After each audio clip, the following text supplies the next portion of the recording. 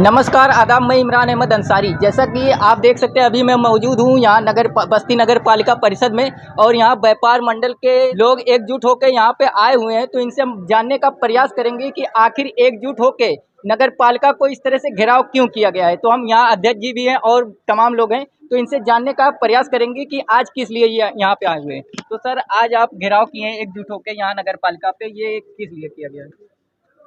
इसका घेराव इसलिए किया गया है कि पिछले काफी दिनों से नगर पालिका परिषद द्वारा व्यापारियों को एक नोटिस दी जा रही है लाइसेंस शुल्क के विरुद्ध, लाइसेंस शुल्क के।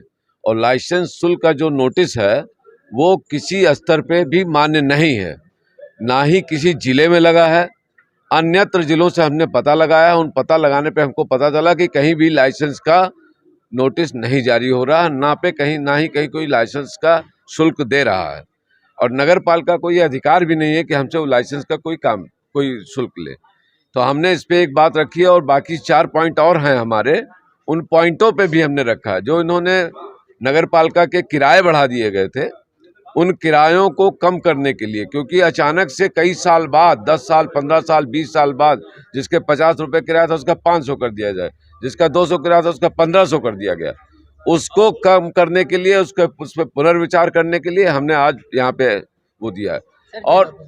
और यहाँ पे पार्किंग की कोई सुविधा नहीं। नगर पालिका की तरफ से जो जनता को मिलना चाहिए, जो व्यापारियों को मिलना चाहिए, वो उसकी सुविधा कहीं पे भी नहीं है। और जो सुविधा दी भी जा रही है, जैसे अभी हमने इसमें नहीं डाला है, लेकिन मैं आपको बता दूं, यहाँ पे मूत्रालय बहुत सारे बने हैं, लेकिन आप खड़े हो जाइए तो नाक बंद करके भाग जाएंगे।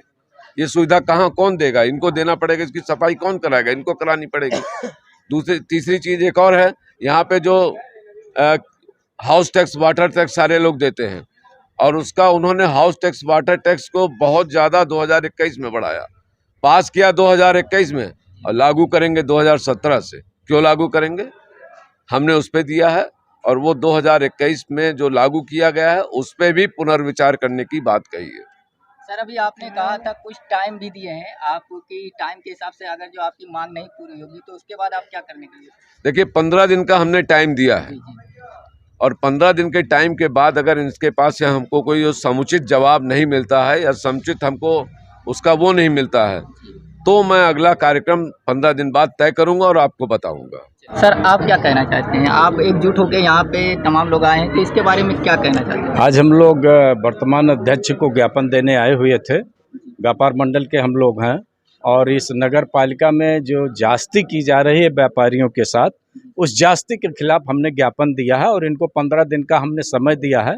यदि 15 दिन में इन्होंने अपनी चाल में सुधार नहीं किया तो हम यहाँ पे धरने पे बैठेंगे। आज बस्ती दो व्यापार प्रतिनिधि मंडल नगर पालिका को घेराव किया है, क्या ऐसा मामला था कि बस्ती दो व्यापार मंडल की टीम पूरी घेराव कर दिया?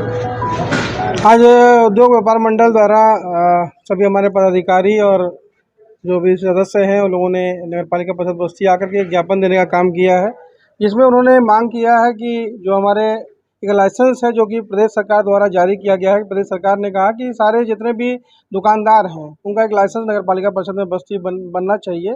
तो उसी आधार पर हम लोगों ने लाइसेंस बनाने का शुरुआत, जो कि प्रदेश सरकार का है, शासनादेश है, तो उससे अनुपालन में यहाँ पर लोगों के पास नोटिस जा रही हैं, जिसके खिलाफ आज आप लोगों ने आए थे। साथ ही साथ दुकान के किराए पिछले कार्यकाल में बढ़ाए गए थे, उनको घटाने की मांग की गई है।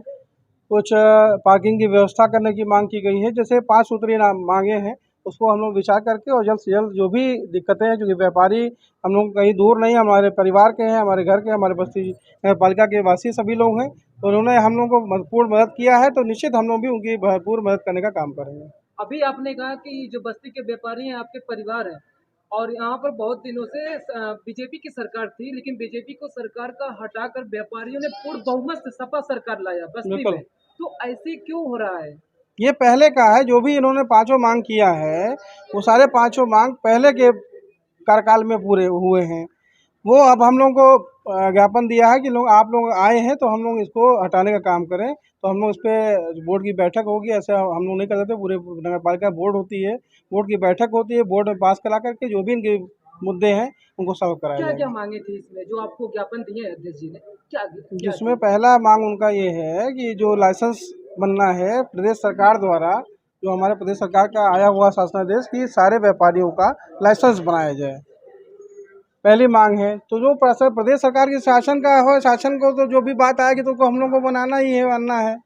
कोई भी सरकार जो आदेश करेगी तो उसको चाहे नगरपालिका हो, चाहे जिलाधिकारी हो, चाहे कमिश्नर, उनको काम करना ही करना है। तो लाइसेंस बनाने का प्रदेश सरकार से आया है। इन लोगों को ये लग रहा था कि नगरपालिका इस लाइसेंस को बना रही है अपने स्तर पे, लेकिन ऐसा नहीं है, प्रदेश सरकार द्वारा है। दूसरी मांग थी कि जो किराए बढ़ाए गए पिछले कार्यकाल में, हमारे कार्यकाल में नहीं, इससे पहले जो कार्यकाल था, इसमें जो नगरपालिका की दुकानें हैं इनका किराए वृद्धि की बात की, किराए वृद्धि कर दिया गया। 500 था 1500 कर दिया गया। उनका ये कहना है कि बढ़ाया जाए, लेकिन एक मानक उसका होना चाहिए, इकट्ठे 500 का 1500 नहीं होना चाहिए। तो उसको हम लोग बोर्ड की बैठक में पुनः उठाएंगे। ताकि बोर्ड बैठक में उठा था, इसको ये हुआ कि अगर जो बोर्ड की बैठक जो पहले क्या अगर कर दिया तो वही बोर्ड अगर पुरानी वाली थी, अगर फिर किराया कम कर देते फिर किराया कम हो जाता।